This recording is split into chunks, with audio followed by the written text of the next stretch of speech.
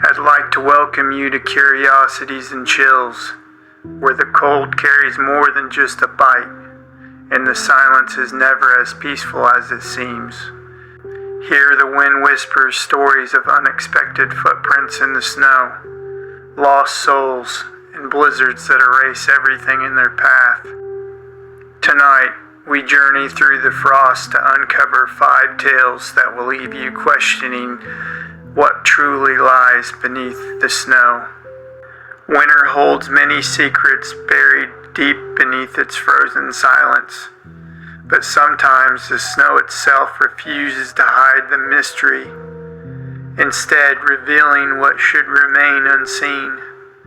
Traces of something unnatural, something unexplainable. Tonight we begin our journey in the snow-covered countryside of Devon, England, in the year 1855. A strange phenomenon would leave its mark and spark a mystery that would haunt the winter landscape to this day. This is the story of the Devil's Footprints. On a cold February night, the residents of Devon, a quiet county in England, settled into their homes, shielding themselves from a winter storm. By morning, the storm had passed, leaving the countryside blanketed in a pristine white.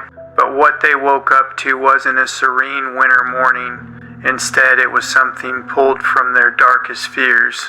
As villagers stepped outside, they noticed strange tracks in the snow, hoof-like impressions that stretched in a single unbroken line across the landscape. These footprints were unlike anything anyone had seen before, measuring about 4 inches wide, spaced in near-perfect intervals. They resembled the clove hooves of a goat. But what was the most disturbing wasn't their appearance, it was where they led. The tracks seemed to defy logic. They crossed over rooftops, passed straight through locked gates, and even appeared to travel through narrow chimneys. Fences, walls, and rivers were no obstacle to this mysterious trail, which weaved its way over 100 miles through Devon's countryside. Wherever they led, one thing was clear. They had not been made by an ordinary creature. The villagers were quick to speculate. Some believed the prints were made by an escaped animal, perhaps a donkey or a large goat, but such animals were rare in Devon, and no creature could account for the strange, otherworldly path the tracks took.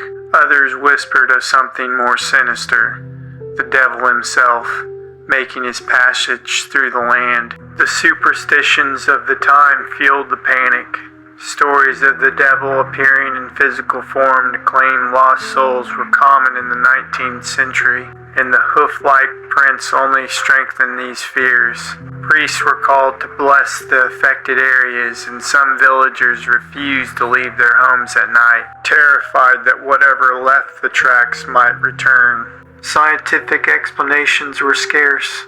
Naturalists and researchers proposed theories ranging from weather phenomena to hopping rodents. One suggestion was the tracks were caused by a strange natural phenomena, with shifting ice and snow creating the illusion of footprints. But none of these theories could explain the uniformity of the prints or their impossible path through the landscape. Some villagers, desperate for answers, attempted to track the footprints to their source. But no matter how far they followed, the trail always seemed to vanish, as if the creature, or whatever it was, had simply disappeared into thin air. And so, the mystery deepened, leaving behind only questions and fear. Over time, the tale of the devil's footprints faded into local folklore, passed down from generation to generation. But even today, the phenomenon remains unexplained. Theories abound, from the plausible to the fantastical. Could it have been an elaborate hoax, an escaped exotic animal, or something truly unearthly, something that defies our understanding of the natural world? To this day, the snow-covered fields of Devon seem to hold their breath during winter, as if waiting for the strange tracks to reappear, and every once in a while, whispers of similar phenomenon surface in other parts of the world. Perhaps the devil's footprints are not confined to Devon after all. Perhaps they are a warning, a reminder that there are still things in the world we cannot explain. So the next time fresh snow falls and the night grows quiet, take a closer look at the tracks outside your door. You may find they lead somewhere, or perhaps they come from something you never wish to meet. As the mysterious footprints vanish into the frost-covered pastures of Devon, we leave behind the chilling legend of the devil's footprints. But winter's wrath is not always so subtle. Sometimes it arrives with a force so massive, so unstoppable that it consumes everything in its path. Now we journey to the frozen edges of lakes and shorelines where ice doesn't merely sit still. It rises, crashes, and advances with terrifying power. This is the phenomenon known as the ice tsunami. Imagine standing on the edge of a frozen lake, the landscape silent, still, and serene. Then, without warning, the ice begins to groan, crack, and shift. Massive sheets of frozen water surge forward, crawling into the land with a grinding roar, tearing through trees, crushing structures, and swallowing everything in their path. This is no ordinary winter phenomenon. This is what's known as an ice tsunami. Also called ice shoves, these rare and powerful events occur when strong winds or sudden changes in water levels force ice on a lake or a river to break apart and push towards the shore. Unlike their watery counterparts, ice tsunamis move slowly, almost eerily, advancing at a pace that's deceptively calm but devastatingly unstoppable. One of the most dramatic examples occurred in May 2013 in a small community along the shores of Dauphin Lake in Canada. Residents were stunned as a wall of ice driven by fierce winds surged onto the shoreline, consuming homes and cottages in its path. The sheer force of the ice shattered walls, splintered wood, and left buildings buried under tons of frozen debris. What made the event even more terrifying was the sound, a deep, grinding roar that seemed to come from the very earth itself. But this wasn't the first time such a phenomenon had struck. Similar ice tsunamis had been reported across the Great Lakes region in North America, as well as in Russia and Scandinavia. In 2009, the shores of Lake Erie saw a massive ice shove that pushed huge blocks of ice into roadways and parking lots, trapping vehicles and leaving residents scrambling to find safety. One of the most puzzling aspects of an ice tsunami is their unpredictability. Unlike typical weather events, they can happen suddenly and with little warning. Residents living near frozen lakes had reported walking up to find walls of ice pressing against their homes. The landscape transformed overnight. What's equally fascinating and chilling is the speed at which these icy masses move. While they may not rush forward like a wave, their slow, relentless pace can be just as terrifying. In some cases, ice tsunamis have been known to advance several feet per minute, leaving little time for those in their path to react. In 2018, a dramatic ice shove along the southern shore of Lake Winnebago in Wisconsin captured worldwide attention. Video footage showed a massive chunk of ice piling onto the shore, creeping closer and closer to the homes and businesses. The sound of the cracking and grinding filled the air as the ice consumed everything in its way, a haunting reminder of nature's unpredictable power. For those who have witnessed an ice tsunami, the memory lingers long after the ice melts. The sight of frozen waves towering above the land, the deafening sound of the grinding ice, and the sheer force that leaves devastation in its wake. It's an experience few would ever forget.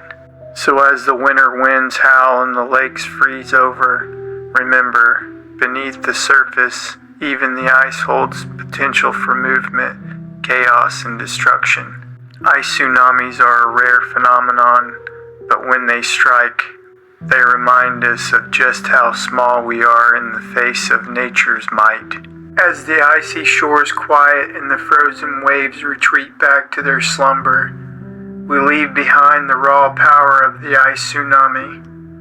But winter's chill has more to offer than just its natural fury. Our next story takes us far from the wind-swept lakes to the snow-covered Bavarian countryside in 1922. Here, amidst the isolation of winter, lies the farmstead called Hinterkaifeck, where the frost would conceal a crime so brutal, so perplexing, that it remains unsolved to this day. This is the tale of the Hinterkaifeck Murders. The story of the Hinterkaifeck Murders is one of the most chilling mysteries in German history. It begins in the quiet Bavarian countryside, where snow blanketed the farmlands in late March 1922.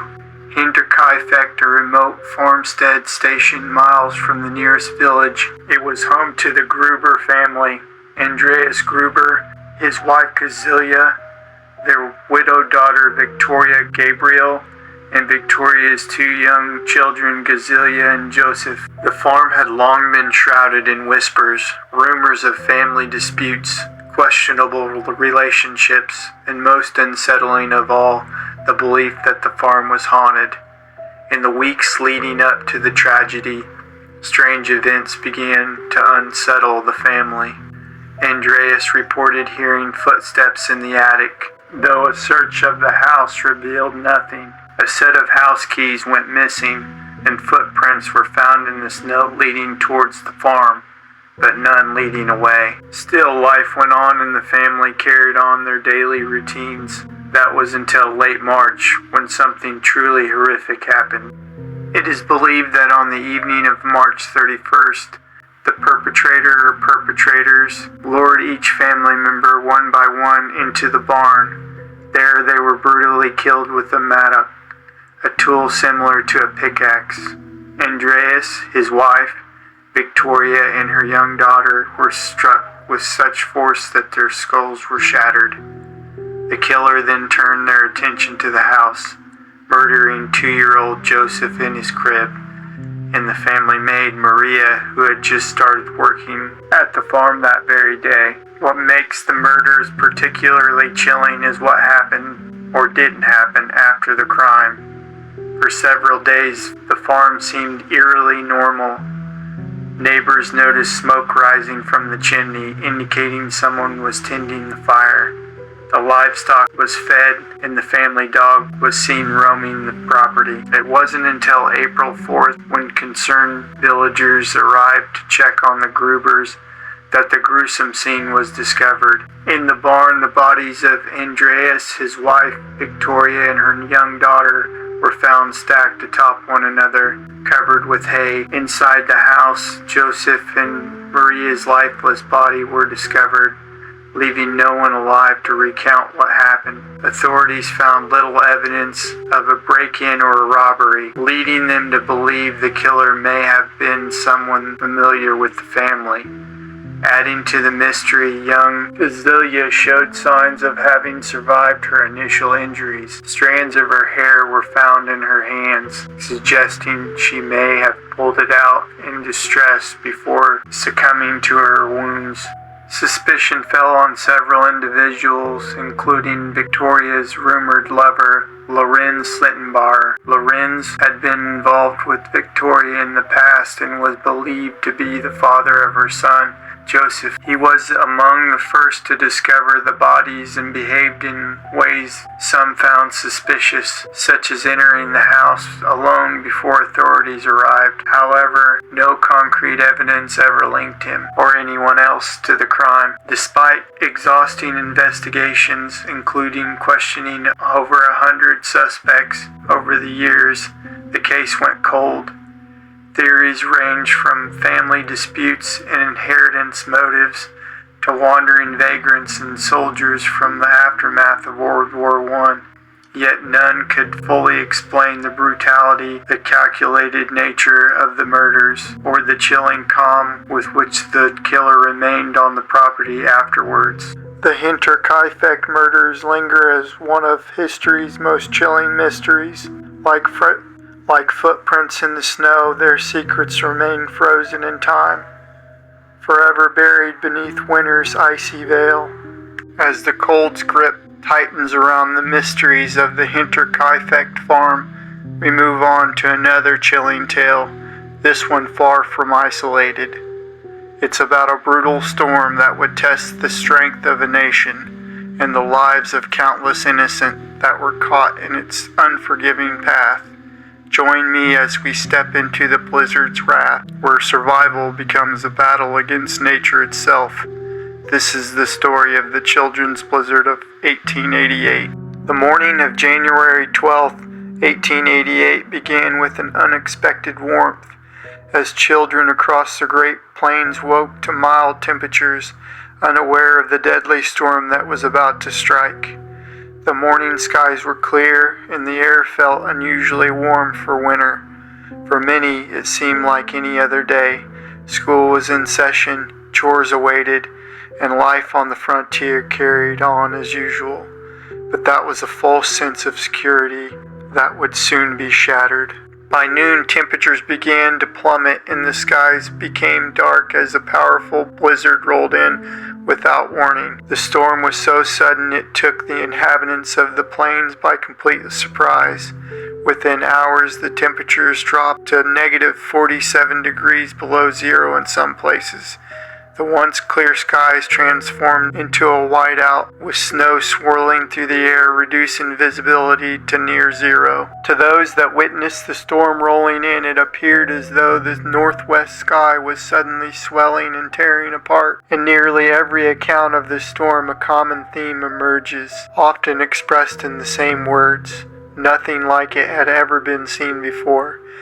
Settlers who had lived in the plains for years had witnessed their fair share of fierce storms, including one they referred to as the snow winter of 1880, which buried the region under feet of snow, yet they had never experienced a storm that appeared so abruptly or struck with such intensity. Many people described the storm's arrival as being preceded by a loud roar, similar to the sound of a train coming across the barren land. It wasn't just the noise they heard, though. It was something they felt, an ominous feeling they got in their stomachs. This roar was the wind at the leading edge of the cold front, blasting the snow into powder. The chaos behind the front was so intense that the air seemed to be rolling as it was descending. It was like the snow and ice were being crushed in a grinder. By 1 p.m., the full power of the blizzard had covered much of the Dakota Territory, western Nebraska, and northwestern Minnesota. Over the next 2 hours, it rapidly moved into the more populated parts of the prairie. Unfortunately, during this time in history, there was no efficient way to warn people of the impending doom. Weather station raised cold wave flags, but they were mostly useless. The storm visibility was so poor the flags were barely noticeable. The warnings didn't help much as the blizzard hit. This was especially true for school teachers, many of whom were barely older than their students. As the blizzard began battering the schoolhouses, teachers had to decide whether to keep the children at school or send them home. Some didn't have enough fuel to keep the school warm through the night and thought the children would be safer at home. Others with enough fuel decided to shelter their students overnight. One teacher by the name of Seymour Dopp kept his 17 students at the school in Pawnee City, Nebraska, where they were safe and warm, while worried parents navigated the snow to retrieve them the next day. However, in Table Rock, Dopp's daughter, Avis, was released from school with her classmates, and she suffered frostbite on the short walk home.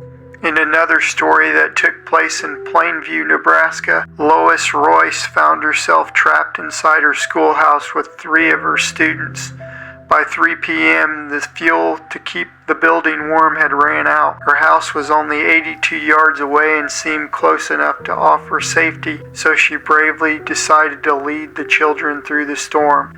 But the visibility was so poor they quickly became lost in the relentless whiteout. Before morning, the 2 young boys, just 9 years old, and a 6-year-old girl had frozen to death in the unforgiving cold. Lois survived, but her feet were so badly frostbitten that they had to be amputated. By dawn on Friday, January 13th, 1988, the blizzard had subsided, leaving behind a cold, bitter landscape. A high-pressure system moved in and the temperature dropped even further. The storm's timing had been disastrous. Thousands likely spent the night stranded on the prairie, many of them perishing, with over 20% of the victims being children. Their deaths were agonizing, having frozen to death while desperately searching for safety or in a frantic search for loved ones. They died with frozen skin torn from their faces, having clawed at the ice with numb fingers. Some perished within hours of being lost, while others survived the night only to die at dawn. The blizzard took more than just lives.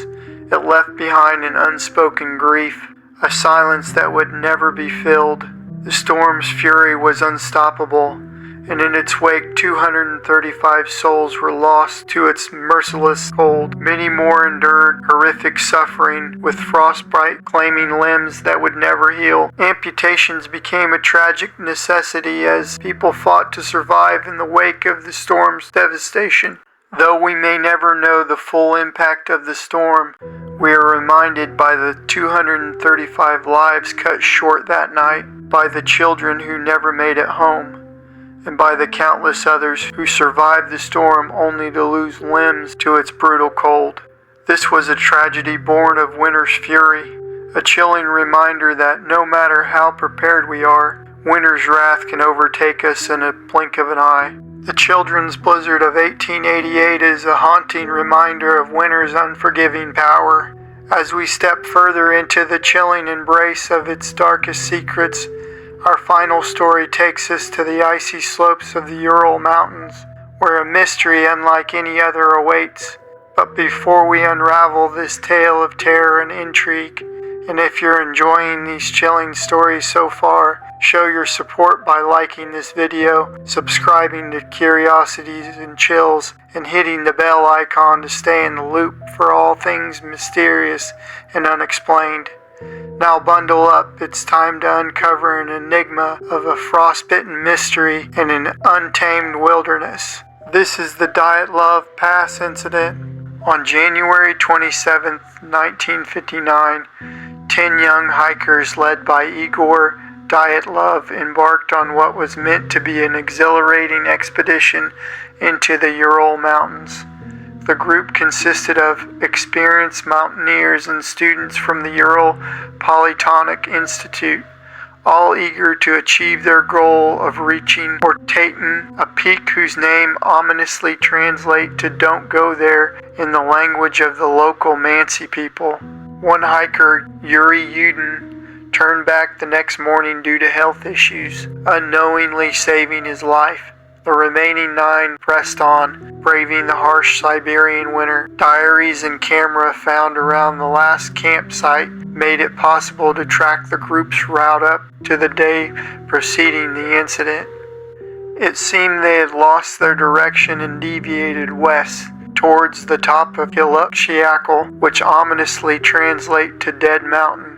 When they realized their mistake, the group decided to set up camp there on the slope of the mountain, rather than move 1.5 kilometers downhill to a forested area that would have offered some shelter from the weather. Yudin speculated Dyatlov probably did not want to lose their altitude they had gained, or he decided to practice camping on the mountain slope. When the expedition's scheduled return date passed, with no word from the group, a search party was dispatched. What they found defied explanation. The hiker's tent was discovered on the slopes, but it had been slashed open from the inside, as if the group had fled in a panic. Their belongings were left behind, including warm clothing and boots. Odd decision given the sub-zero temperatures. The first bodies were found nearby, some barely clothed as if they had rushed out into the night without preparing for the cold. As the searchers continued their grim work, more bodies were uncovered, further deepening the mystery. 6 of the team had died from hypothermia, while the other 3 had been killed by physical trauma.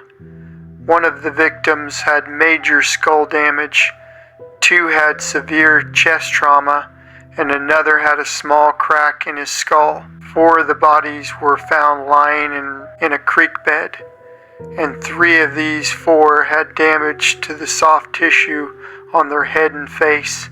2 of the bodies had missing eyes, and 1 had a missing tongue. So what could have caused such chaos? Over the decades, countless theories have been proposed. One theory points to an avalanche, which might explain the hasty escape from the tent, but the slope of the terrain where the tent was and the lack of significant snow accumulation cast doubt on this idea. Others suggest katabatic winds, a rare weather phenomenon that can produce powerful, sudden gusts that may have unnerved the group and forced them to flee.